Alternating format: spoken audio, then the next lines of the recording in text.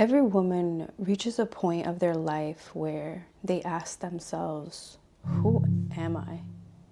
Maybe it's after a breakup, a career shift, a move, or just simply waking up one day and realizing I've been operating on autopilot. In today's episode, we're going to talk about why I believe self-discovery matters, who is it for, and how you can start right now. Even if life feels busy, messy, and unclear, self-discovery isn't about making everything look perfect. It's about seeing yourself more clearly and recognizing what resonates with you and what doesn't. I'm Odyssey, your host, and I believe that the most important relationship is the one that you have with yourself. Because when that's strong, every connection in your life, from love to friendship, family, shifts for the better. My goal is to bring perspective and a practical step that you can start today to deepen your relationship with yourself. Who needs self-discovery? Self-discovery is for the person who prioritizes others over themselves. If somebody asks you a question about yourself, you struggle answering it,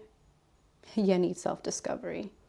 If you were in a relationship where codependency existed, that could be with your mom, your dad, your partner, your child, and suddenly they're gone because of death or maybe a separation, you probably need self-discovery. Why? Because a lot of times when we're always with someone and we're considering someone, we don't fully tap into what do I like, what don't I like.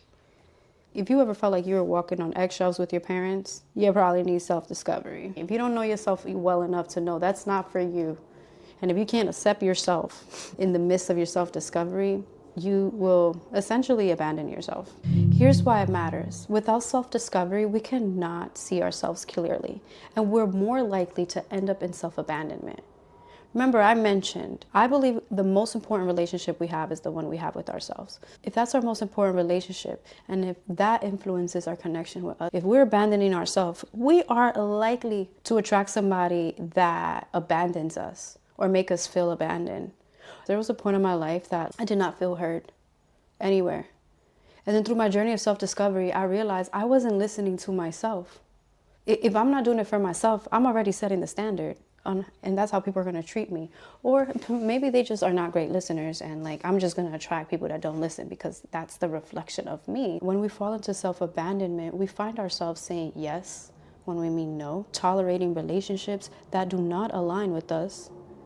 And we find ourselves staying in spaces that just don't reflect who we are. When you commit to self-discovery, clarity comes. You recognize what truly resonates with you. You learn to be discerning, to vocalize what makes sense to you, what would you like and what would you not like. And that clarity changes everything. Your relationships, your choices, your energy, and how you move in the world. Research shows that knowing yourself better, I'm talking about your values, your emotions, your tics, triggers, what you like, what you don't. It's correlated with higher self-esteem, less anxiety, and ability to cope when life gets tough. If you're ready to start your journey of self-discovery, here's a simple practice you can do. You could either take out your notebook or the notes in your phone or laptop and ask yourself, what have I been ignoring about myself? Maybe put a timer, 5 minutes, 7 minutes, and really ponder on that question. Write it down. And let's say you only get to write down one thing, two things. It's okay. Keep that tab open and let things come to you throughout the day. What am I ignoring? And you might find that there's things you're tolerating that don't resonate. There's things that has happened that you are not satisfied with. The goal is to write and observe your thoughts that come up without judgment, no editing, only you and the paper or the notes. Often the first step to self-discovery is listening to yourself because the real you is trying to speak to you. But when you have all this noise, all this fluff, and this lack of connection with the real you can't hear. So give yourself permission to listen. Ask yourself the question and listen.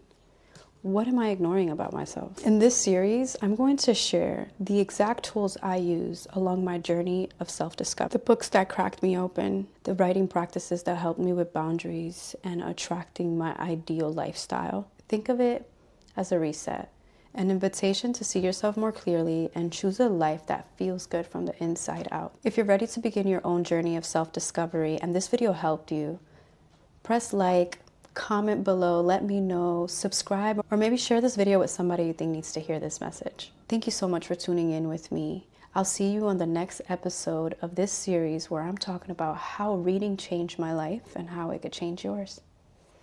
Toodles.